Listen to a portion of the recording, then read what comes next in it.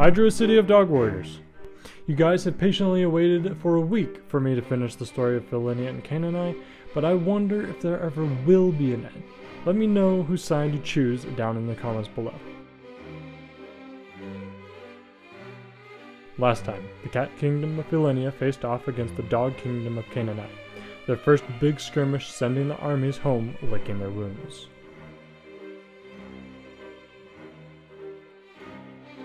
The battle with the Felinians was the most damaging that Osmond Rayan, Grand Chief of the Caninians, had ever seen in his career, and it took him months to rebuild his army while constantly looking in the direction of his arch-nemesis the Felinians to see if they were marching to take him.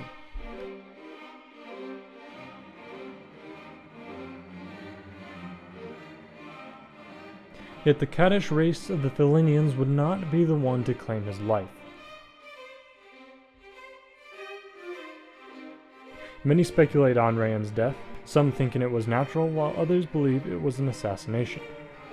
The thing that everyone can agree on though is that Osmond died of a horrendous fever, one that lasted over 3 months.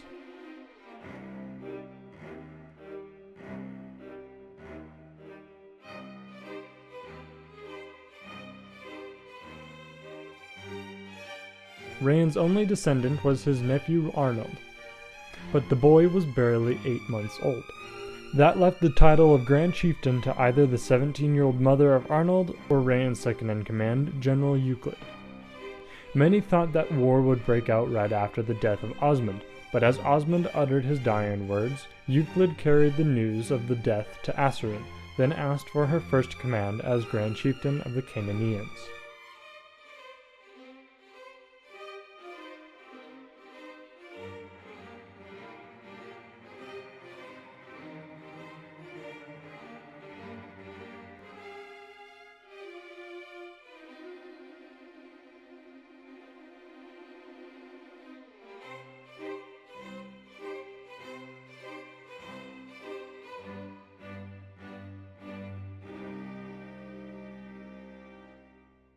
The Caninians waited weeks for Aceryn to drop dead from the poisoning of Euclid, but nothing happened.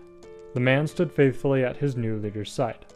Murmurs of unrest began to spread, half the nation happy with the young female leader, the other wanting the more experienced and older Euclid to take the throne.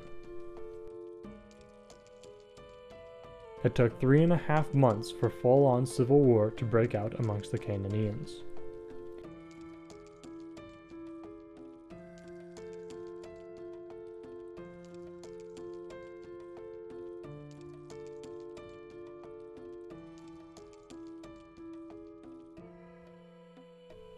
Under Aceryn, the Loyalists led a ruthless counterstrike against the Euclideans. Neither side spared the other, even unto children. During a midnight raid on the palace, Arnold, son of Aceryn, was slaughtered along with Euclid as the man defended the Grand Chiefess. The raiders did not escape and were hung publicly the next day.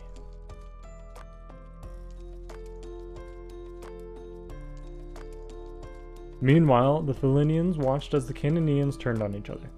The army of the cats was still decimated, but recovering. Acerys Bellum waited peacefully as the Caninians fell apart, despite the desperate nagging of his counselors to move into battle. Bellum wanted to wait for the Euclideans to dethrone Aceryn, then he would swoop in on the weak kingdom and wipe them out forever. Yet, the Euclideans, beyond the death of Arnold and Euclid, the very man who they wanted to throne, did not make any more progress. Aceryn was cunning, young and fiery, and after the death of her general and son, spread her army across the land of the Euclideans, wiping out everyone who did not submit to her rule immediately. Fresh with hunger for blood, Aceryn turned to the Felinians. Bellum scrambled to defend his homeland, as the wildfire named Aceryn sped towards him.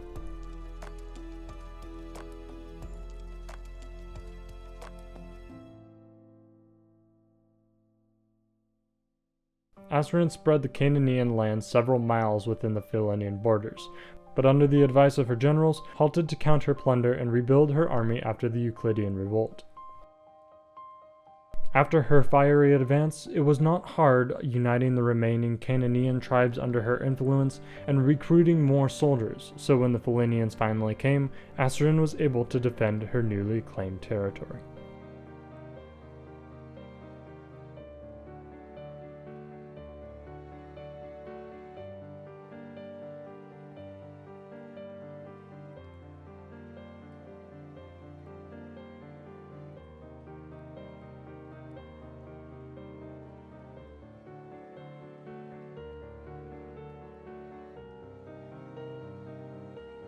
Sorry to interrupt the story, guys, but I want to know what y'all think of me using colored pencils for this project. I'm not very experienced with colored pencils, and I don't know if I really like how it turned out. If y'all have any suggestions, please let me know down in the comments.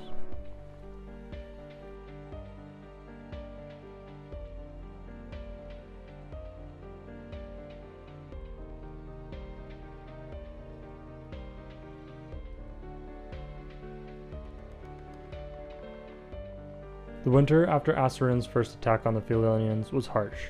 Ice flew from the sky, killing many on impact. The cold killed many more. That winter became known in the north as the White Death. Many songs depict the horror, freezing, and loneliness of that grave time. The White Death wiped out most of both the Felinians and Caninaeans, and was the beginning of their dark age. Only 7 to 10% of Aliminians survived the White Death and the equally freezing winters that followed. Asarin was lucky enough to survive all 5 White Deaths, and led her people into the warmer caves of the Aliminian mountains. No battles were fought during the near-apocalyptic conditions.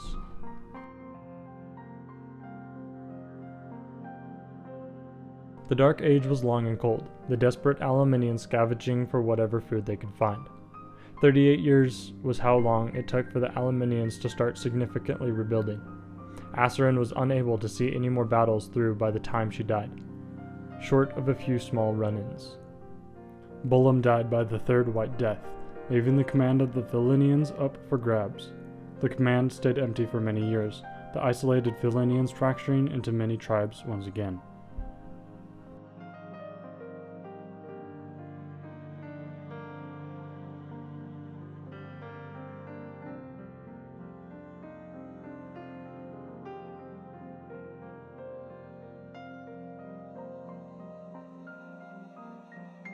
It was 56 years after Asarin the Wildfire died, 123 total years after the last major battle between the two, that the Aliminians both began having leaders once again who could rise to the task of rebuilding the great nations.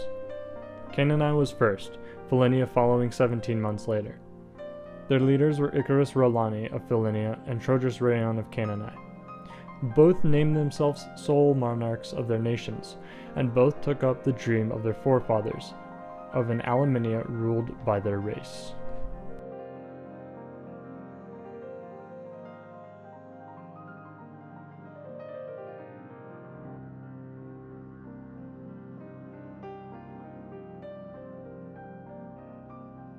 Icarus and Trojas became fathers of the modern nations, reintroducing not only war to their peoples, but also the arts. Today, Icarus and Trojas are carved into the mountains near the capitals of Felinia and Caninae. The Aliminians are said to war on for eternity, but some wonder if the tides are beginning to finally change.